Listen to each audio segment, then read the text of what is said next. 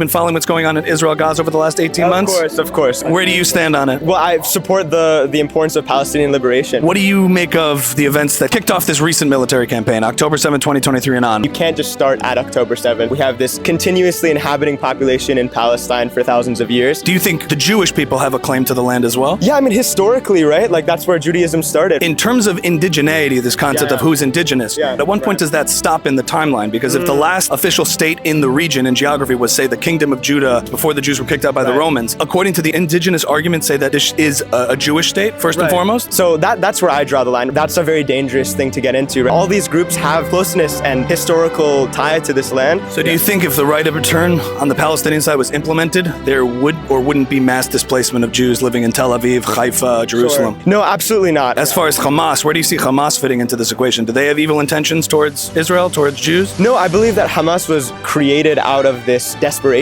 But what's confusing about that is in their founding charter, in like Article 7, it talks about how the day will not come until we fight the Jews, and they raise the children in schools to become martyrs and fight the Yahud. So that on that ideological religious level, that seems like a pretty hard deal to negotiate with. Their exposure to Judaism as an idea is really conflated with Zionism. When Gaza was occupied by Egypt and the West Bank occupied by Jordan from 48 to 67, how come we didn't see that same kind of resentment or hatred to the occupiers? I mean, you totally did, actually. I mean, in the West Bank, for example, there were several resistance movements. When Israel pulled out in 2005, all Jewish settlements in the Gaza Strip, all the graves going out, they removed everybody, every single Jew. Why was that not a great test case to see, okay, if we don't attack Israel and we don't commit to destroying them, why can't we build a prosperous Palestinian state here? I think it's very naive to think, oh, they're going to build the Singapore of the Middle East. Don't you think there's an opportunity there? It's not like Hamas had to burn down all the greenhouses and destroy the infrastructure and oppress the Palestinian people, killing collaborators and slaughtering them. But wasn't there an opportunity at least to say nothing in Israel forced the hand to create a repressive regime as it exists today? I mean, what if they had a different, leadership in place? Right, but these processes are incremental, and if you had goodwill, we're going to create a free society and a prosperous one, and invest in education and invest in infrastructure and use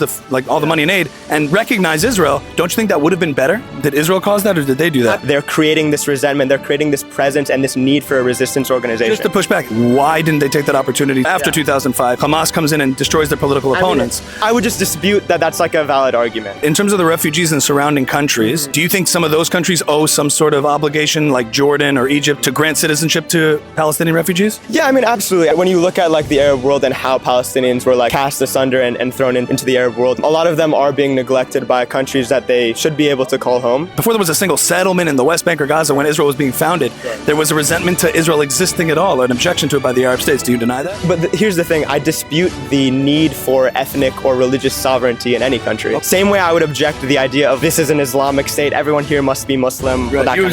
So you don't think any of those countries, Muslim countries, Turkey, Saudi Arabia, Emirates, have a right to exist as Muslim countries? If they're building a country based off of ethno-religious supremacy, then absolutely not. Do you agree that the Jews that were on all the Arab lands historically in the Middle East were subject to politically inferior status? Yeah, and I think that's really messed up. For example, the Iraqi Jewish community, they should have been able to stay. They should have never had to fear oppression or animosity against their community. Given the reality for Jews in the Arab world historically that were oppressed, were subject to the jizya tax, were subject to secondary citizen status, can you understand why Jews today would be cautious and fearful about being in an Arab majority in Palestine? Yeah, I mean, I totally understand what you're saying, and I think, broadly speaking, every country has these instances where we're oppressing religious minorities. I think it's absolutely valid for religious minorities to be concerned with the treatment that they're going to face. What about the 2 million Israeli Arab citizens that live in Israel proper today? I think that's a really interesting case as well. Israel has this population control. Every country does. What do you mean? Over which people can become citizens, who's let in as immigration, who they grant citizenship to. Oh, yeah. Plenty of them do it based on ethnic solidarity. But in this case, it's not unique to Israel. No, but in this case, it is constructed to maintain a Jewish majority, which I think inherently is something that's wrong. But you kind of understand it given the history of Jewish persecution. I understand it, but I completely disagree with it. I don't think just because you've faced persecution in the past, it gives you any right to persecute people in the present, right? Yeah, not persecute people, but I would say that countries maintain certain ethnic majorities,